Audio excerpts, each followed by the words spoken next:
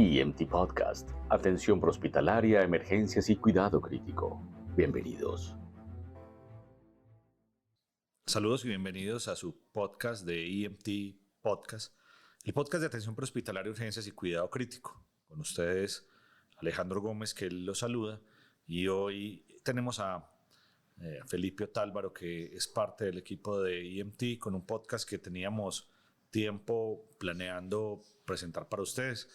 Felipe tiene un especial interés por las serpientes y por los eventos ofídicos, y hoy les queremos ofrecer algunos aspectos generales que con toda seguridad van a ser más útiles en la población y para la gente en Colombia, porque son las serpientes que con más frecuencia atendemos, pero que evidentemente podrán ser útiles también para muchas personas que comparten parte de la selva colombiana y lugares que son más o menos parecidos. Felipe, bienvenido a este podcast y bueno, cuéntanos un poquito qué nos traes para hoy.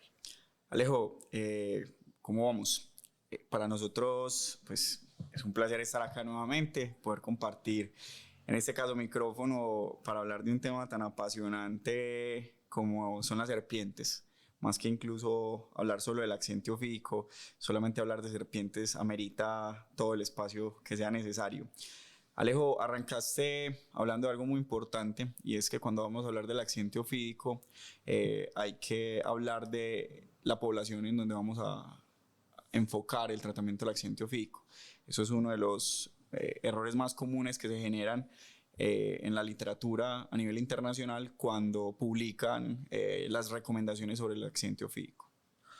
Claro, y estamos en sintonía y entendiendo que quizás en nuestro continente las únicas partes donde quizás la gente está más tranquila y la epidemiología es muy baja es en la parte norte o en Canadá, y quizás la parte de la Patagonia en el sur son los lugares donde quizás la incidencia sea baja o casi nula, pero casi todas las regiones tienen diferentes tipos de accidentes ofídicos, tienen diferentes etiologías para estos eventos, y uno tiene que estar preparado. Yo estoy absolutamente convencido que esto se convierte en un problema de salud pública. Y Pipe, esto no es un asunto que solamente ocurre en Colombia. Yo sé que nos puedes contar que para el resto de Latinoamérica se convierte en un problema de salud pública, que mucha gente es mordida por serpientes estando en lugares muy alejados donde se les pueda prestar servicios de salud. Alejo, arranquemos porque es una enfermedad desatendida, publicada desde el 2017 por la Organización Mundial de la Salud a nivel mundial. Esto nos prende las alarmas desde hace muchos años con respecto a el uso de los sueros antiofídicos, la disponibilidad de los sueros antiofídicos, la producción de los sueros antiofídicos a nivel mundial y el entrenamiento que debe recibir el personal prehospitalario y el personal de urgencias y en general el personal de salud con la identificación y la respuesta temprana a la administración de los sueros antiofídicos a este tipo de población.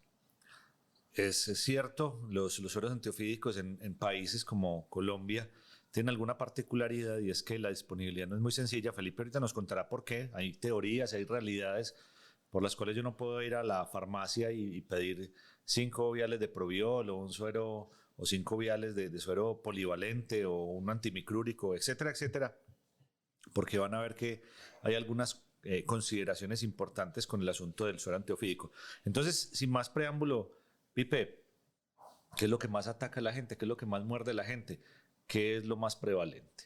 Bueno, Alejo, si podemos hablar de la región norte de la parte sur del continente americano, podemos hablar de las serpientes del género Botrox. Básicamente son las víboras. Las víboras son las que conocemos en Colombia como el 70% de los accidentes ofídicos. Básicamente las víboras, pues hay varias familias, varias especies de víboras que tenemos en Latinoamérica. En Colombia tenemos casi todas las víboras del continente. Y para hablar entonces de las víboras, la más famosa o la que conocemos como la talla X o la mapaná, es básicamente la que representa la mayor cantidad de accidentes ofídicos en Colombia. También en el área de Brasil, la Botrox yarará es una de las que más accidentes genera en esta región de la Amazonía.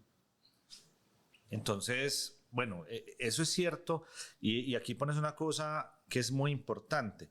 De forma local, las personas le tienen muchos nombres a las serpientes, y eso termina siendo a veces un problema para quien tiene que atender las las mordeduras, porque cuando le llegan a uno los pacientes le dicen que fue mordido por una cuatro narices, una pudridora, una jerga, un jergón, talla X, patoco, patoquillo, cualquier cantidad, y yo creo que es muy difícil llegar a conocer todos los nombres. Tú que tienes realmente un interés y que has estudiado mucho el asunto de las serpientes y te gusta, bueno, cómo manejar ese asunto, que una serpiente puede tener cualquier cantidad de nombres en virtud al lugar donde la conozcan.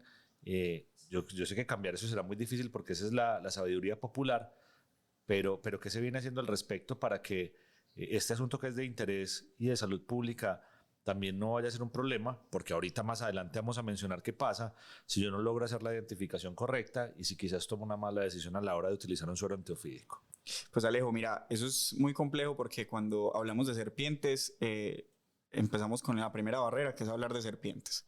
La gente tiene una percepción cultural y místico-religiosa muy negativa hacia las serpientes. Pues sabemos que en la Biblia y en muchos de estos libros las serpientes eran relacionadas con el mal. Entonces llegar a una comunidad a hablar de serpientes es encontrarse contra muchas barreras culturales. Es complejo, realmente es algo muy difícil de estandarizar. Nosotros hemos encontrado sin fin de nombres para una sola especie de serpientes en Colombia, por ejemplo. Con la que más nos encontramos o la que más nombre recibe es la mapanada o la talla X, que pues dependiendo de la ubicación geográfica en Colombia la podemos identificar como la Botrox atrox o la Botrox asper. Y si te vas a analizar el trasfondo de todos estos nombres que reciben estas serpientes, nos damos cuenta que en el sur del país, en la Orinoquía, en los llanos, en el norte del país también, hay otras especies que no son la mapanada, que no son la Botrox atrox o la Botrox asper específicamente, y reciben los mismos nombres. Por ejemplo, hay muchas personas que a toda víbora le dicen la cuatro narices o le dicen la rabuechucha, que tiene unas características muy específicas en cada región. Es difícil, no hay un estándar. ¿Qué se viene haciendo? Particularmente en Colombia, el Instituto Nacional de Salud ha tratado de publicar muchas infografías con el nombre científico y con los 3, 4, incluso hasta los 5 nombres más comunes en los que se reconocen las serpientes. Una de las recomendaciones o de lo que hemos podido evidenciar a lo largo del país, Alejo, es a donde llegue. Si vas a hacer medicina, atención prehospitalaria, una de las cosas interesantes sería ponerse al corriente de cuáles son las serpientes, incluso los animales ponzoñosos que hay en esa región, y comenzar a preguntar qué tipo de nombres reciben estas serpientes en la región, porque si te dijera una fórmula mágica, no la hay. Los países que tienen una gran actividad agrícola en el campo, que tienen áreas o grandes áreas silvestres, pues son países que tienen alguna predisposición importante a tener serpientes y a tener accidentes ofídicos. Y Colombia y los países de Sudamérica pues no están libres de que esto ocurra. Habíamos hablado de cuál era el accidente ofídico más común, pero también quiero preguntarle a Felipe cuáles son las serpientes de interés médico en esta parte del continente, pero también le quiero hacer una pregunta que es muy interesante, que es una pregunta que genera mucho debate y que suele generar incluso debate entre las personas que a veces observan de forma incidental una serpiente en una caminada, en un trekking, en un paseo, y es que la gente suele a veces decir, no, esa serpiente no es venenosa, es una cazadorcita.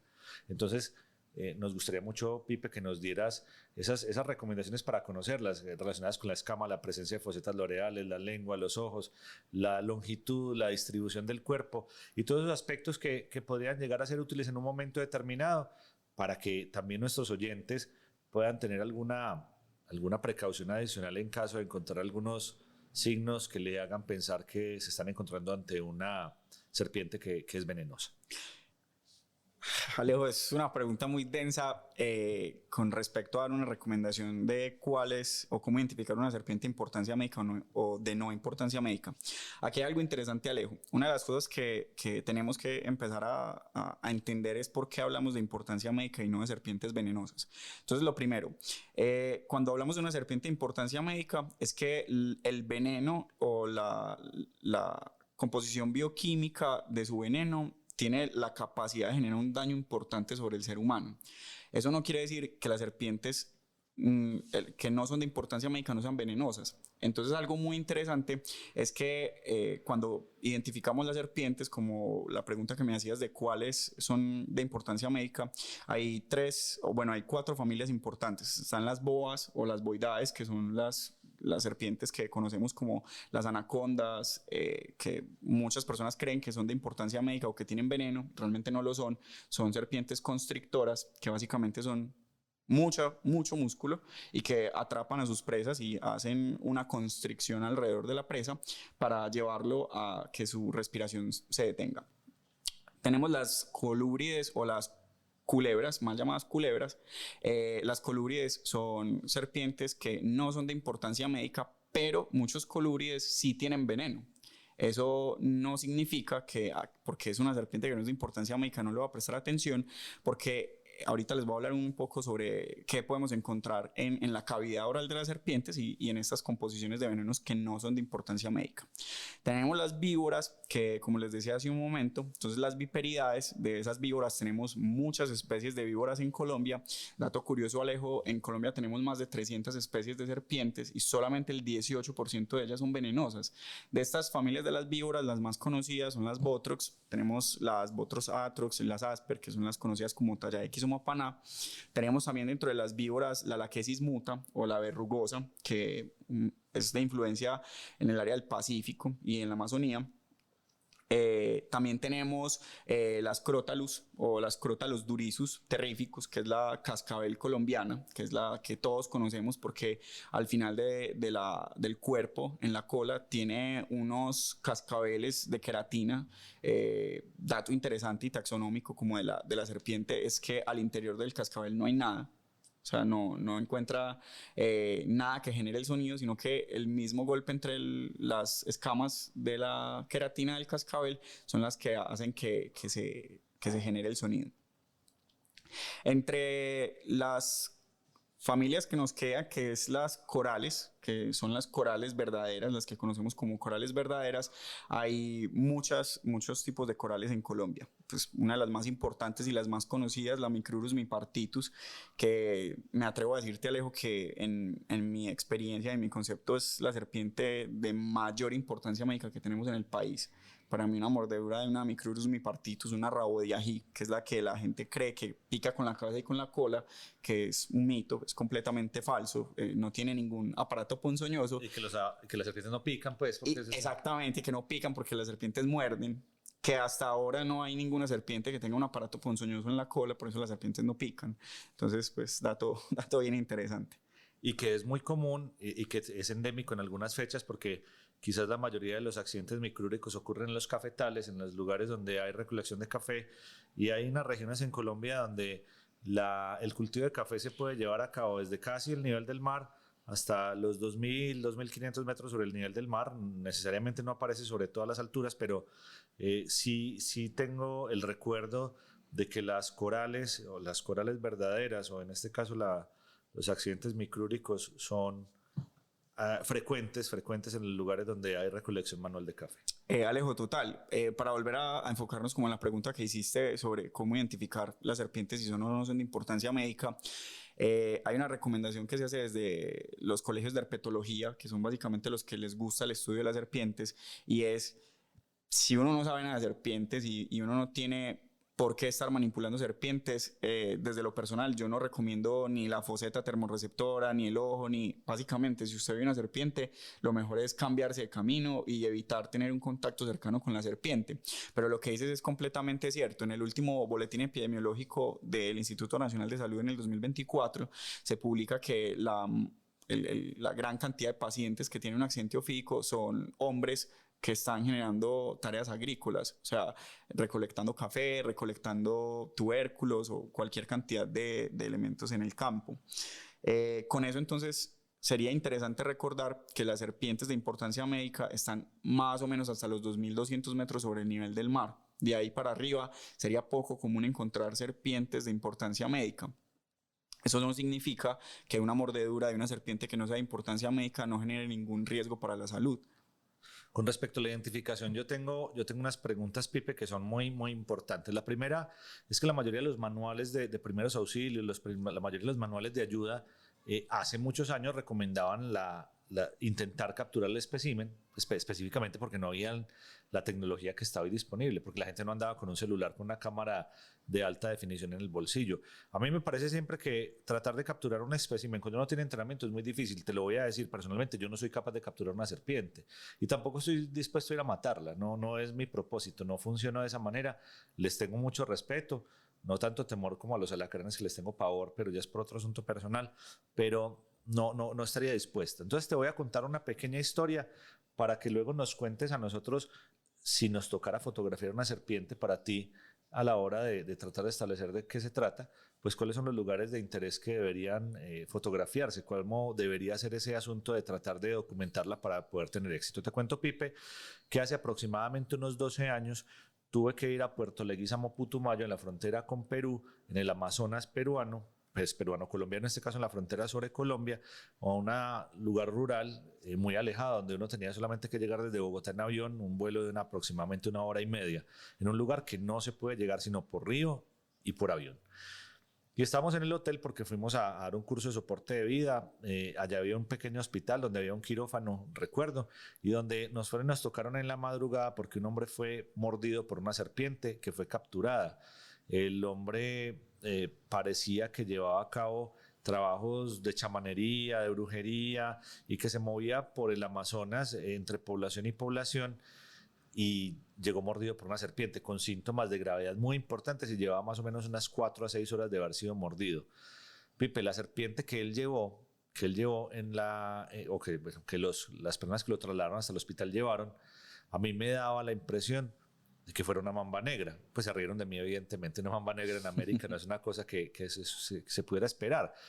Era una serpiente que yo nunca había visto en mi vida. Evidentemente nunca he visto una mamba negra en la vida, excepto esa vez, y les voy a contar que sí era una mamba negra, pero en América, sí, en América, y les voy a contar por qué. Lo primero es que vi una serpiente que era gris oscura y que tenía la cavidad oral negra, completamente negra, estaba ya muerta porque la habían matado. Entonces eso me dio la idea de que se había ocurrido.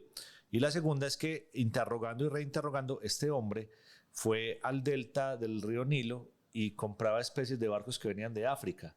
Y él compró esa serpiente para propósitos precisamente de chamanería y demás, y tenía, parece que otras especies, entre ellas describían las personas que lo habían llevado, tenía hasta un par de cobras reales en su lugar.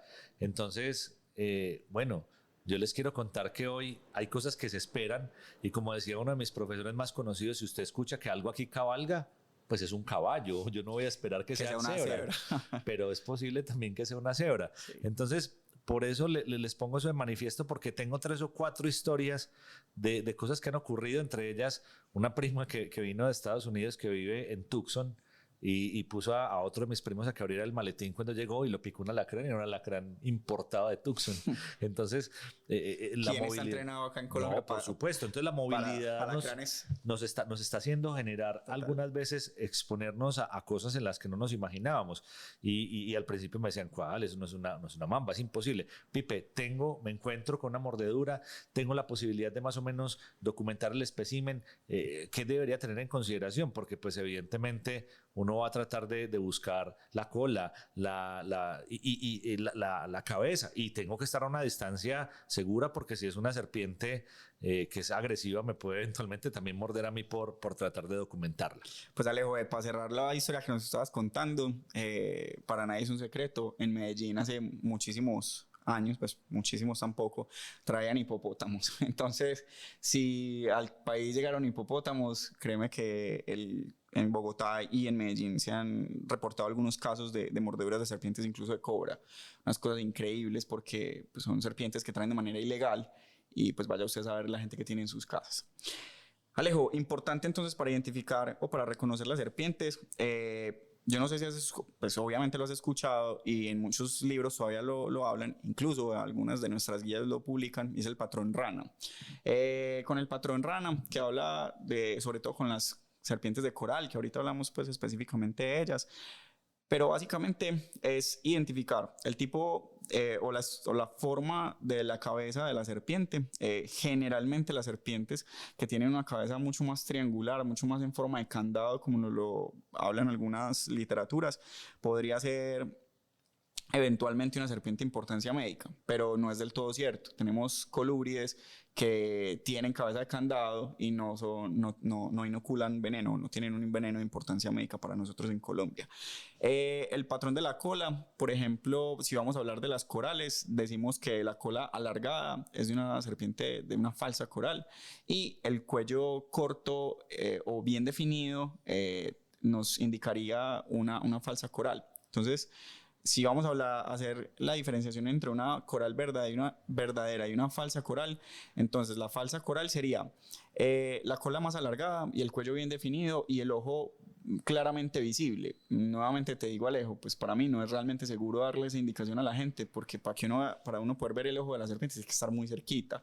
Entonces, ¿qué hacemos? Básicamente nos enfocamos en el patrón. Una recomendación muy general y muy fácil de recordar sería: haga un video.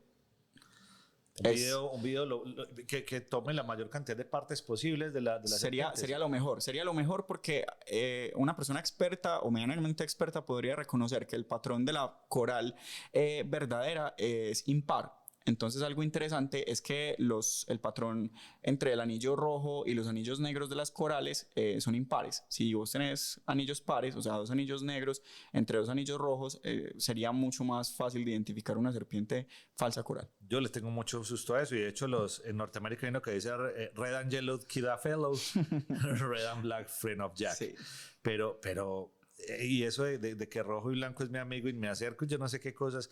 Yo la verdad es que personalmente, y como médico de cuidado intensivo, yo no le recomendaría a nadie tratar de probar a ver si es verdadera o falsa la serpiente de coral. Y yo les puedo decir que yo tengo algún interés. Yo doy una clase para atención prehospitalaria hace más de 10 años de accidente ofídico, enseñando algunas de las reglas, y yo no me acercaría en lo más absoluto ni a una coral ni a lo que crea yo que es una falsa coral. Alejo, sobre todo porque pues, si hablamos de la coral, vamos a hablar de la Micrurus mipartitus, por ejemplo, de la rabo de ají, y las corales en general, la Micrurus humerilis, que es una de las corales más conocidas en Colombia. Es una de las serpientes que genera el accidente ofídico más violento en los pacientes, y te voy a contar algo: es de los sueros antiofídicos menos disponibles en Colombia. Entonces, ni por la una ni por la otra, si uno ve una serpiente de colores, o como lo describen los niños, un gusanito de colores, nada, aléjese, llame a las autoridades ambientales si está en un espacio donde usted no se puede alejar, como en su casa, por ejemplo. Pero definitivamente la recomendación es, para uno no tener que cargar con toda esa información encima, no se acerquen a las serpientes. Perfecto, Pipe. Yo creo que hay muchas cosas de las que tenemos que hablar y que le van a ser muy útiles a toda nuestra audiencia. Vamos a hablar un poco de cómo atender una mordedura, vamos a hablar un poco de los sueros antiofídicos, que son muy importantes. Entonces vamos a dejar que Pipe, que es el experto, nos cuente por dónde queremos arrancar esta discusión, que es muy interesante. Si desde la atención inicial del paciente mordido por una serpiente, si desde el efecto esperado de las mordeduras de las diferentes familias que son de interés médico en nuestro país, que ya habló un poquito de esto, del accidente ofídico, arrancando desde los crótalos, hablando un poquito del accidente laquésico, desde el accidente lapídico, y luego insertarnos un poco el asunto del suero antiofídico, que en esta parte del mundo tenemos una particularidad, y es que tenemos varias presentaciones, a veces disponibles todas, a veces disponible ninguna. Entonces, para que podamos hablar de eso, para que hablemos un poquito de la prueba del todo y el nada, y de esas cosas que podrían ser útiles, y de las hiperreacciones, las reacciones de hipersensibilidad a los sueros antiofídicos, porque Pipe nos va a enseñar una cosa que es muy importante: por qué el suero antiofídico es tan inmunogénico. Entonces, Pipe, arranque, que usted es el que conoce el discurso con detalle y la información. Bueno, Alejo, lo primero es, yo creo que arranquemos por el principio. Te mordió una serpiente, ¿qué hay que hacer? Entonces, lo primero, y es derrumbando los mitos culturales que hay, y pues obviamente respetando y sin ir en contra de las creencias que cada una de las personas tiene. Las contraindicaciones absolutas, los hechizos, los sueros caseros, las cortadas, quemar, succionar el veneno, eso no tiene ninguna indicación, está completamente contraindicado succionar el veneno en una mordedura. Los dispositivos que trataron de salir al mercado para succionar el veneno en las mordeduras pues, de serpiente, completamente inefectivos. Se logró demostrar que no generan una succión pues, del veneno, y el paciente pues, lo único que hace es generar falsas expectativas. Completamente contraindicado el uso de los torniquetes, absolutamente contraindicado. No se pueden utilizar los torniquetes en las mordeduras, en ninguna mordedura. Y muchas personas tienen la percepción errada de que, por ejemplo, en las corales, en los accidentes con coral, hay algunas literaturas que defienden el uso de vendajes compresivos, que podría disminuir que el veneno se disipe al torrente sanguíneo. Sin embargo, eso no tiene mucha evidencia y el apoyo es completamente nulo cuando ya se pasa al torniquete. Entonces eso tiene que quedar muy claro. Los torniquetes están completamente contraindicados en el suero, en las mordeduras por serpientes. Es muy grave tratar de limitar si alguien piensa que se puede limitar la distribución del veneno cuando se hace la inoculación. Las serpientes en particular, por lo menos creo que las de importancia médica, y Pipe me desmentirá si no tengo la razón, tienen una forma de colmillos que se suelen llamar solenoglifas, que funcionan como verdaderas agujas hipodérmicas. No son acanaladas, sino que son huecas y tienen la capacidad pues, de generar esta inyección o de inocular esta inyección, que es un caldo polipeptídico que tiene enzimas y hialuronidasas, que tiene una capacidad de actuar, depende por supuesto de la serpiente sobre el sistema nervioso central, a generar problemas de coagulación, necrosis y demás. Y si es que tú por alguna razón pones un torniquete, vamos a suponerlo, lo que vas a hacer es que ese veneno se va a concentrar en una parte específica donde fue inoculado y va a empeorar mucho más la gravedad, va a generar mucha más necrosis, puede generar mucho más efecto y puedes poner en riesgo una extremidad que con toda seguridad puede llegar a perder, mientras que el efecto sistémico variará. Ahorita yo creo que Pipe nos podrá contar un poquito de la clasificación de la severidad de la mordedura, porque pueden haber mordeduras secas, porque pueden haber mordeduras que afecten ciertas áreas del cuerpo, porque habrán mordeduras que incluso hay reportes de mordeduras en las que hay inyección vascular inmediata, mortales, que son mortales y que pueden tener efectos incluso de sangrado del sistema nervioso central y efectos sistémicos muy tempranos. Alejo, mira que hay algo bien interesante cuando hablamos de los tipos de los venenos, y es que no solamente se inocula veneno, también nosotros hicimos una revisión muy interesante en medicina sobre qué más hay en la cavidad oral de las serpientes. Evidentemente las serpientes se alimentan de roedores. Los roedores están llenos de algunas bacterias, como las morganelas, son muy, muy, muy importantes en estas mordeduras que aumentan el riesgo de infección. Entonces el colocar torniquetes y el hacer cortes y succiones y todo lo que estábamos hablando, lo único que incrementan es el daño a nivel local de la mordedura. Vamos a hablar entonces ya al paciente lo mordió la serpiente. Hicimos el tratamiento inicial, que básicamente es hacer asepsia, antisepsia del lugar de la mordedura, hacer una inmovilización del área afectada y trasladar al paciente lo más rápido posible al centro hospitalario. No en todos los lugares rurales, en realidad en muy pocos escenarios agrestes y rurales, alejados de las grandes ciudades, tenemos sueros antiofídicos. Eso es un gran problema porque se retrasa significativamente la administración del suero antiofídico. Vamos a hablar entonces del paciente llega al hospital, lo mordió una serpiente, no tengo ni idea qué serpiente lo mordió, no logramos capturarla, la persona no tenía fotos, estaba de noche, no se ve muy bien la serpiente. Entonces, Alejo, lo primero que uno debería pensar es en dónde estoy, en qué lugar me encuentro y cuáles son las serpientes de influencia en el lugar en donde yo estoy atendiendo a mi paciente. Teniendo claro eso, yo pensaría en las serpientes de importancia médica en donde estoy. Vamos a poner un ejemplo. Estamos en Antioquia, podríamos pensar en una coral, en una Micrurus mipartitus, por ejemplo, una rabo de ají. Podríamos pensar, dependiendo de la región de Antioquia en donde estemos, en una Botrytis schlegeli, una víbora de pestañas. Podríamos pensar incluso para la región del Pacífico, ya acercándonos casi al Chocó, e incluso muchos pacientes que llegan del Chocó al departamento de Antioquia, podríamos pensar en una verrugosa, en una laquesis muta. Entonces, ¿cómo identificamos eso? Para eso, las diferentes guías nos ayudan mucho a identificar o a pensar, dependiendo de la sintomatología de los pacientes, qué tipo de serpiente yo debo sospechar que haya generado la mordedura. Entonces, para eso se dividen o se clasifican las diferentes serpientes en los componentes de su veneno. Entonces, hablamos de los venenos de las corales. Son principalmente neurotóxicos. Entonces, lo que más esperamos de una mordedura de una serpiente de coral, en general de la familia de las elápides, son todas las corales verdaderas y la Micrurus mipartitus, la raboyají, un veneno neurotóxico. Ese veneno neurotóxico, ¿qué es lo que nos preocupa? Que empieza a generar una parálisis muscular hasta que hace que el paciente tenga una parálisis de los músculos respiratorios y el paciente haga un paro respiratorio. Situación muy preocupante cuando estamos lejos de un centro de alta complejidad o donde tengamos un ventilador mecánico, porque los pacientes que no tienen acceso al suero antiofídico, anticoral en este caso particularmente, van a progresar a una parálisis respiratoria, y el paciente va a requerir ventilación mecánica de 1 a 3 días, dependiendo de la cantidad de veneno que se haya inoculado. Muy bien, entonces ahí nos damos cuenta que uno de los aspectos importantes es que muchos de estos manejos van a requerir este manejo sintomático.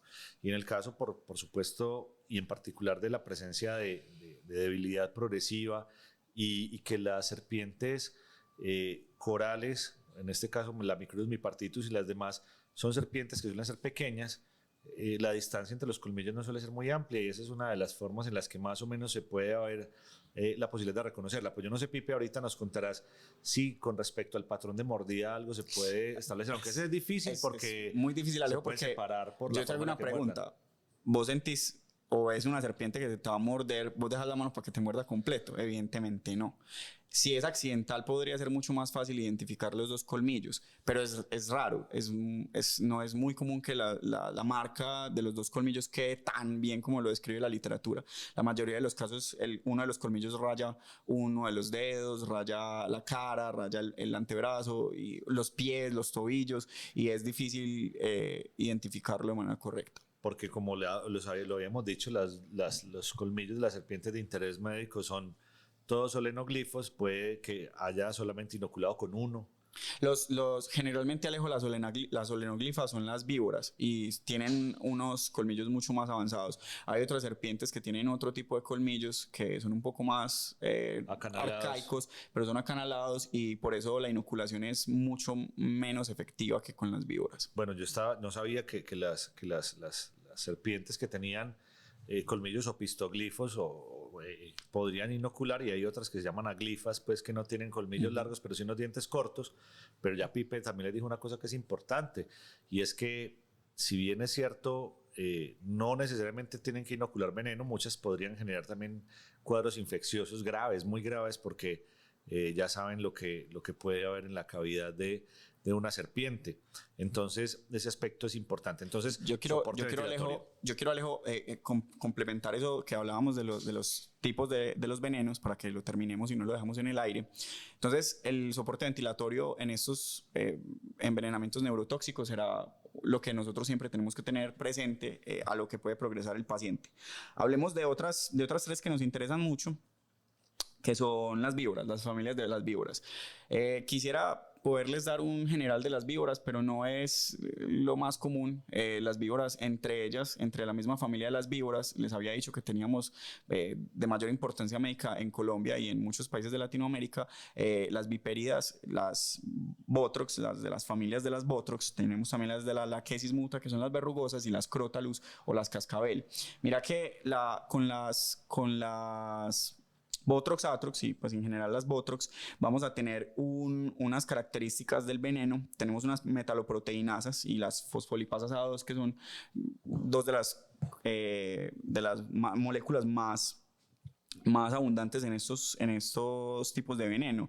¿Qué actividad va a generar? Hemorrágicas y coagulantes. Es como lo más importante para identificar que uno puede estar ante una mordedura de un paciente con una Botrox, que el paciente tenga alteración de los tiempos de coagulación y que haya un sangrado muy, muy abundante en estos pacientes. Con las lachesis muta también tenemos unos péptidos que potencian las bradykininas, pues, y entre muchas otras cosas como las fosfolipasas A2 y las metaloproteinasas, también generan una función hemorrágica, miotóxica y proteolítica, pero La diferencia radica en qué parte o en qué ubicación geográfica del país o del continente, porque también puede verse en varias partes del continente, me encuentro. Entonces, un paciente con una mordedura de serpiente que sangra, que tiene alteración de los tiempos de coagulación, ¿en qué área estoy?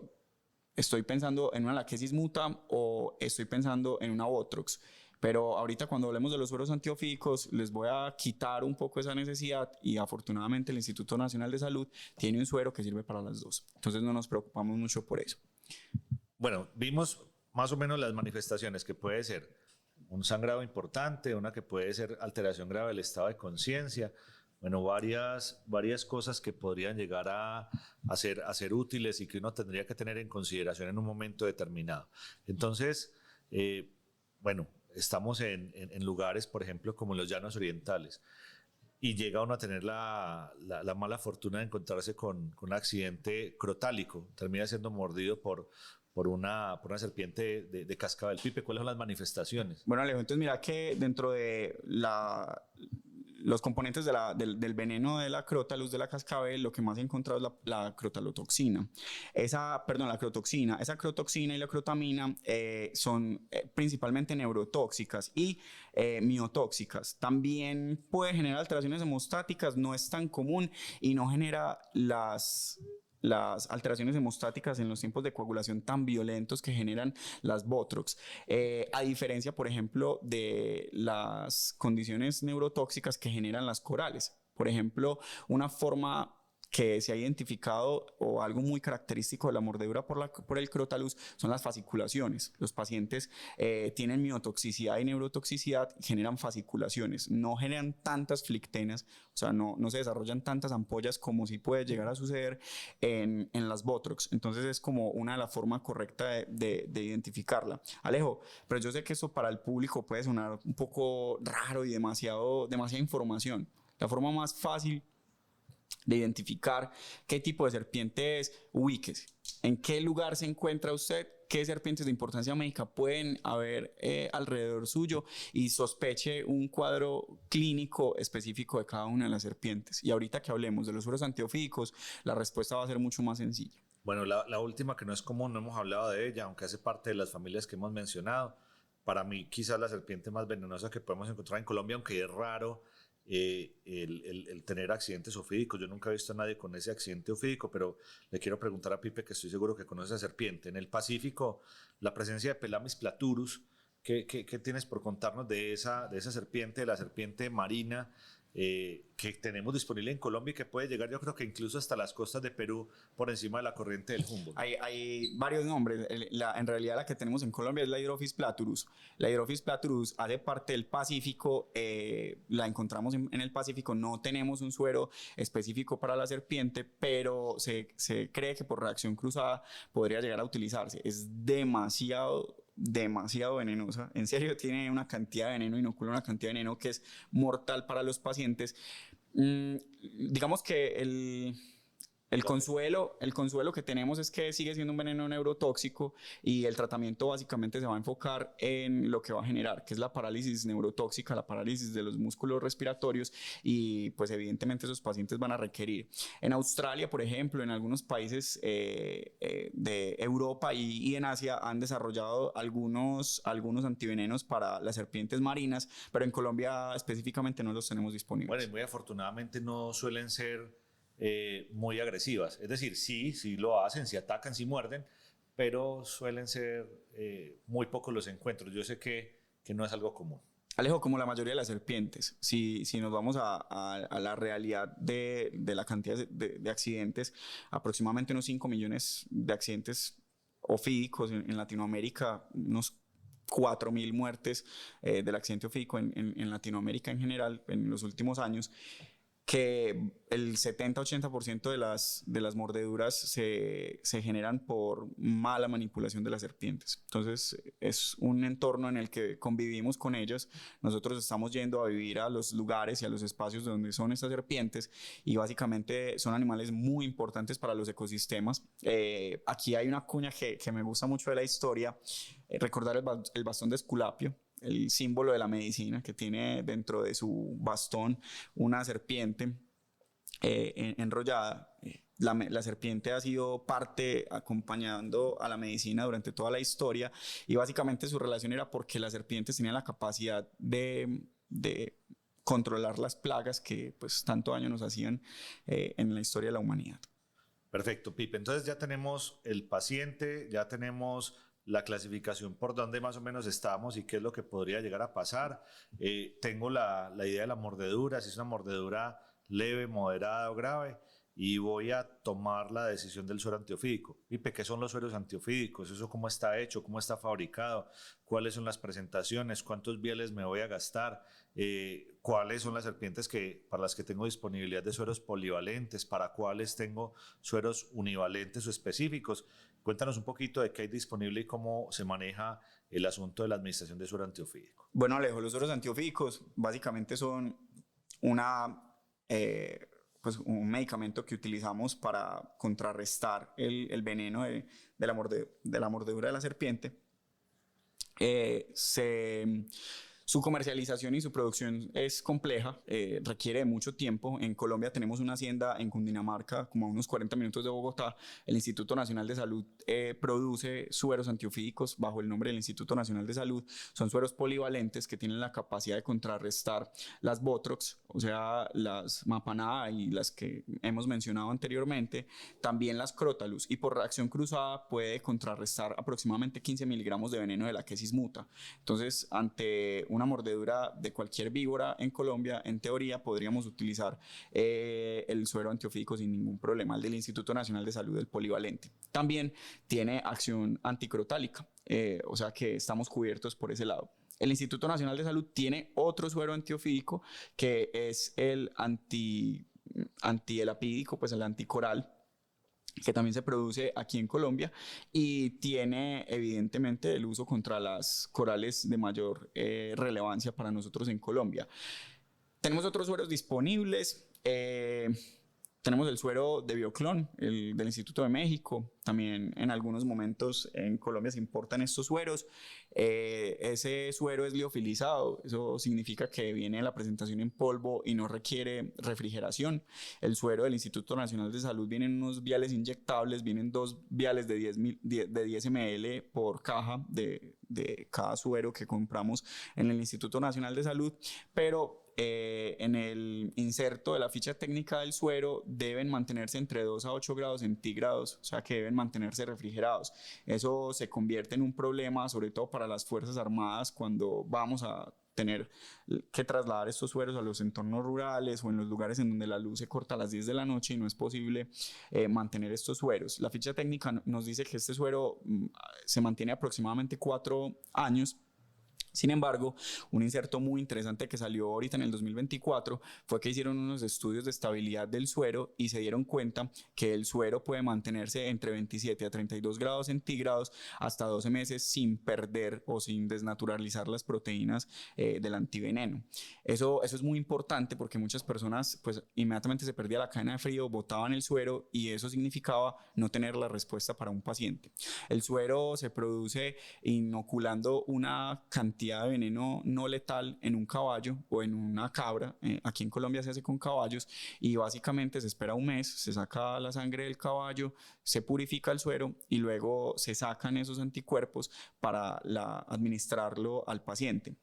Eso responde a tu pregunta, Alejo, de por qué los sueros generan algo que denominamos la enfermedad del suero y que puede aparecer hasta 15 y 30 días después de la administración del suero, porque son proteínas de animales que evidentemente la compatibilidad histológica que tenemos entre los caballos y los seres humanos es negativa, es un antígeno que va a generar una respuesta inmunológica y por eso genera esas reacciones. Ya afortunadamente tenemos sueros de segunda y tercera generación que son más purificados, lo que disminuye el riesgo de esas reacciones alérgicas al suero e incluso reacciones anafilácticas muy violentas. Pipe, yo te quiero contar que cuando yo estudiaba medicina había una prueba común que se utilizaba para establecer la tolerancia del suero antiofídico y que sí me tocó verla, que era de la mezcla, porque generalmente venían en presentaciones liofilizadas, de la mezcla lista para administrar, se ponía una gota oftálmica del suero antiofídico para establecer la reacción. O sea, estamos hablando de cosas que ocurrieron hace mucho tiempo. Como las pruebas de la penicilina. Tal cual. Exactamente. Para poder establecer la tolerancia, pero eso básicamente no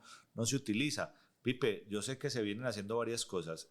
Estamos absolutamente de acuerdo que lo más adecuado sería contar con paraclínicos para poder seguir la administración del suero antiofídico, específicamente las serpientes que tienen un efecto más hemolítico o que tienen un efecto contra la coagulación.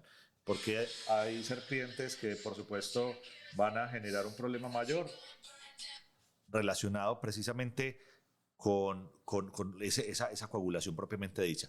Pero en el hospital lejano, en el hospital regional, no tengo tiempos de coagulación, no tengo cómo medir INR, no tengo cómo medir TPT, TP. En el Memorial Hospital of Betulia no hay. No hay. Toca la prueba del todo o nada. Contanos, Pipe, cómo la prueba del todo o nada. Pues Alejo, la prueba del todo o nada se hace en un frasco seco, de tapa roja, que no tiene ningún anticoagulante. Se extrae la muestra de sangre del paciente y se deja entre 15 a 20 minutos. Si se dice que la prueba coaguló es una prueba negativa, si no ha coagulado, la sangre sigue completamente líquida, hay alteración de los tiempos de coagulación y evidentemente estamos enfrentándonos a un escenario en donde hay un veneno que está alterando los tiempos de la coagulación, que puede generar hemólisis o que está generando hemólisis en el paciente y que requiere que iniciemos la administración del suero antiofídico de manera temprana. Perfecto, excelente lo de la prueba del todo, del nada, que termina siendo muy importante para establecer si está teniendo efecto nuestra terapia. Ya vimos un poquito del suero antiofídico, Pipe. Yo quiero no solamente pensar de que el suero antiofídico debería estar en el hospital rural, sino que también deberíamos pensar en la posibilidad de que la gente que hace traslado de pacientes, que hacen, por ejemplo, acompañamiento a la gente que trabaja en infraestructura, en el mantenimiento de las líneas primarias de energía, de las torres de energía, etcétera, tenga suero antiofídico. Pipe, tengo que montar un botiquín, estoy al cuidado de 10, 12 personas, tengo que llevar suero antiofídico, ¿cuántas ampollas me llevo?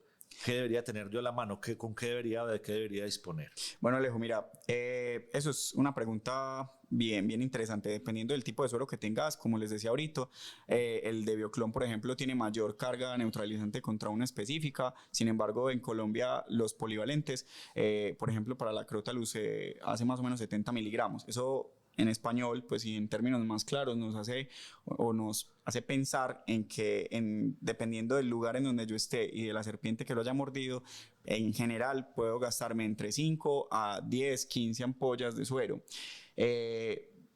Realmente para mí se vuelve inefectivo y poco práctico para las empresas o las compañías que están generando una atención rural en tener 15 ampollas de suero antiofídico. Pues realmente se van a vencer, ellos no estarán muy dispuestos a mantener el costo de estar reponiendo 15 ampollas de suero antiofídico, pero sí algo interesante es que con 2 ampollas de suero antiofídico podríamos iniciar la estabilización temprana del paciente, que sería lo ideal, que si yo tengo un paciente con una mordedura de coral en la orinoquía, por ejemplo, de entrada tengo que administrar 10 ampollas de suero. Si yo estoy en la orinoquía y estoy demasiado lejos, Alejo, la respuesta sería tener las 10 ampollas de suero antiofídico, anticoral. Esa sería la respuesta más específica. ¿Tienes alguna idea de cuánto es la ampolla de suero antiofídico? Alejo, más o menos entre unos 250 a 400 mil pesos, la del Instituto Nacional de Salud. Esas ampollas se pueden comprar por medio de la página. Evidentemente no cualquiera las puede comprar, uno tiene que hacer una inscripción como proveedor, hacer pues como todo el trámite de inscribirse al Instituto Nacional de Salud y ellos dan las ampollas. Algo, Alejo, que me dio mucha curiosidad es que las petroleras, por ejemplo, o las empresas que se dedican a hacer vías en Colombia, pues en algunos lugares de Latinoamérica, al momento de hacer la contratación con el lugar en donde van a hacer donde van a hacer el trabajo, en el contrato les exigen tener sueros antiofídicos. Eso es algo bien interesante porque se hacen negociaciones incluso con el hospital y el hospital tiene una reserva de 2, 3, 4 ampollas, pero en el contrato a la persona que va a realizar la obra les piden 2 o 3 sueros antiofídicos. Me parece interesante, pero no solamente tenerlo. Yo estoy absolutamente seguro que se requiere entrenamiento para ponerlo, entrenamiento para manejar las complicaciones, entrenamiento para manejar una reacción alérgica importante. Ahí yo te interrumpo en algo, Alejo. Tenés suero antiofídico y no tenés adrenalina. Estás en la cosa más lejana de la vida. Lo pones. Es un riesgo muy importante y uno tendría que sopesarlo. Si me lo preguntas como médico, yo evaluaría las posibilidades y depende de la severidad del caso. Bueno, yo evaluaría las posibilidades. Uno está hilando muy delgado ahí porque finalmente la adrenalina no solo me serviría en caso de anafilaxia. Si el paciente hace, por ejemplo, hipotensión, un choque severo, sí, una hipotensión severa y no tengo nada más, pues la adrenalina me serviría también para hacer el push 2 preso, el epipush. Entonces es una pregunta muy difícil, que si lo haría, yo creo que eso depende mucho de las circunstancias. Yo preferiría no hacerlo, pero podría uno tratar de evaluar las posibilidades de supervivencia y quizás jugársela ahí. Pero la idea es tener no solamente suero antiofídico, sino con qué manejar las complicaciones. Justo a eso quería llegar, Alejo, y es por eso que te menciono lo del tema de las contrataciones, y es que todavía tenemos muchos vacíos en la forma en la que armamos los botiquines rurales y en la que hacemos atención de primeros auxilios o medicina en entornos agrestes. Alejo, la atención del paciente con una mordedura, no, pues, de una mordedura de importancia médica, no solamente es el suero antiofídico, es un sinfín de cosas y de medicamentos que necesitamos alrededor de la atención de estos pacientes. Evidentemente necesitamos personal entrenado, personal que tenga también la disponibilidad y la capacidad de trasladar al paciente rápidamente, y evidentemente en los lugares en donde se genera el riesgo de una mordedura por un elápido, por una serpiente de coral, tener acceso tempranamente a un ventilador mecánico también será muy importante para este tipo de atención. Muy bien, Pipe. Me parece que el tema es un tema muy importante, que de accidente ofídico hay muchas cosas que hablar, pero me gustaría que para que vamos concluyendo nuestro episodio de hoy, pudieras darle algunos consejos importantes a nuestros oyentes que manejan pacientes que están eventualmente expuestos a un accidente ofídico, pero también además que les des algún consejo a las personas que quieren profundizar mucho más en el tema, cómo se pueden formar, cómo pueden aprender, qué tipo de programas pueden tener disponibles, qué tiene EMT para ellos. ¿Existe algún programa que tenga EMT para que aumente la gente su capacidad para formar, para atender, para identificar y para poder manejar de forma satisfactoria pacientes en esta condición? Bueno, Alejo, cuando yo empecé a investigar y atender pacientes por accidentes ofídicos, una de las preguntas que me llamaba mucho la atención era: ¿hay que modificar la dosis del antiveneno en los pacientes pediátricos? La respuesta es no. La dosificación es exactamente igual en los adultos y en los pacientes pediátricos. Eso es interesante. Hay muchos mitos y muchos miedos con respecto a la administración del suero antiofídico. Básicamente, recordar que la administración del suero antiofídico debe hacerse de manera lenta los primeros 10 minutos y utilizarlo, pues tener todas las herramientas en caso de que vaya a haber una reacción anafiláctica importante. Alejo, recomendaciones: no manipulen las serpientes. Traten siempre de hacer un video para la identificación de la serpiente, y en el caso de que no sea posible, no se vaya detrás de la serpiente, no trate de capturarla, ni mucho menos de matarla, porque no sé si sabías que cuando le cortas la cabeza a una serpiente, la cabeza, los impulsos del sistema nervioso, de la respuesta nerviosa de los músculos de la serpiente, sigue generando mordeduras. Incluso hay muchos reportes en donde una vez la serpiente ha sido decapitada, hasta 3 días después la serpiente sigue guardando veneno. El veneno se guarda en la glándula que tienen cerca con la parte de atrás de la nariz de la serpiente, y pueden generar una mordedura. Alejo, por supuesto, hay mucho de qué hablar. Nos quedamos cortos de hablar un poco de las mordeduras secas. Algo bien interesante, que no todas las serpientes, así sea de importancia médica, generan una mordedura que inocule veneno. Esto lo hacen sobre todo para cazar o cuando ya es inminente la protección, que tienen la amenaza al frente. Por eso mantener como esa zona de tolerancia de no acercarnos a las serpientes es tan importante. Tenemos un curso de formación, Alejo, se llama el curso del accidente ofídico y el accidente con animales ponzoñosos. No, te hago la invitación y te extiendo la invitación también que no solamente nos preocupemos por los animales de tierra. Tenemos 2 océanos en Colombia, en Latinoamérica, tanto desde el Pacífico y el Atlántico tenemos influencia de animales de vida marina peligrosa. Los invitamos para que conozcan un poco más acerca de la atención de estos animales ponzoñosos. Tenemos una formación virtual y una formación también presencial que hacemos cada 3 a 4 meses en Colombia. Algo bien interesante en los diferentes cursos que se pueden conseguir por medio de la Organización Mundial de la Salud. La Organización Mundial de la Salud ha generado políticas públicas para mejorar la información, el conocimiento y el acceso a entrenamientos en la administración de suero antiofídicos. Bueno, más que la administración, en la preparación y la administración del suero antiofídico. Pipe, tenemos otros 2 programas que podrían ser de interés para la gente. Tenemos un programa que se llama Primeros Auxilios en Lugares Remotos o Wilderness First Aid, que es muy útil para cualquier persona que tenga algún interés, que le guste acampar, que le guste la vida al aire libre, que le guste el trekking, que sea guía turístico.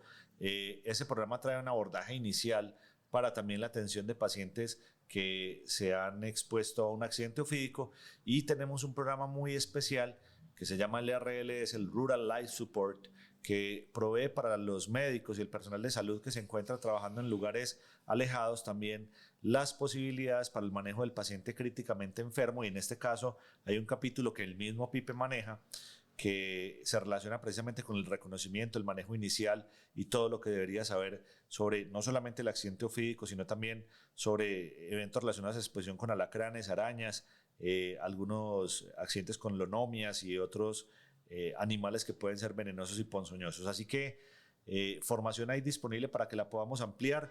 Les recordamos que tenemos canales disponibles para que se puedan comunicar con nosotros. Nuestra página de internet www.iemt.com.co, nuestras redes sociales donde nos pueden seguir, donde tenemos constantemente publicaciones de fechas de programas de entrenamientos, de artículos de interés, próximamente una e-commerce y un blog que va a estar a su disposición, y bueno, múltiples canales para que nos podamos comunicar.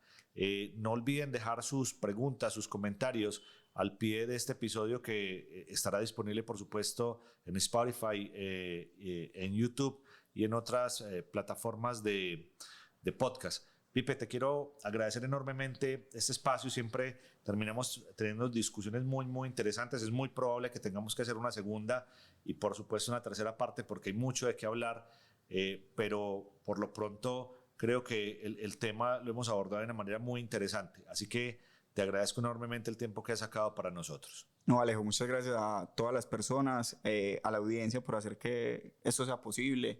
Realmente el apoyo que hemos recibido en todos nuestros capítulos y en todas nuestras campañas en las diferentes plataformas ha sido fenomenal. Los invitamos a que continúen aprendiendo. Yo creo que la educación continua es algo que nosotros tenemos que seguir fortaleciendo en Latinoamérica, y nos autodenominamos unos pioneros y unos enamorados de que todo esto siga funcionando y que cada vez nos eduquemos más en diferentes elementos de la formación. Alejo, muchas gracias por compartir también tus experiencias y todas esas historias que llenan mucho a nuestra charla, y nos vemos en otra oportunidad. Muchas gracias a nuestra audiencia por acompañarnos en este episodio de EMT Podcast, el podcast de atención prehospitalaria, urgencias y cuidado crítico. Nos encontramos muy pronto. EMT, el poder de salvar vidas.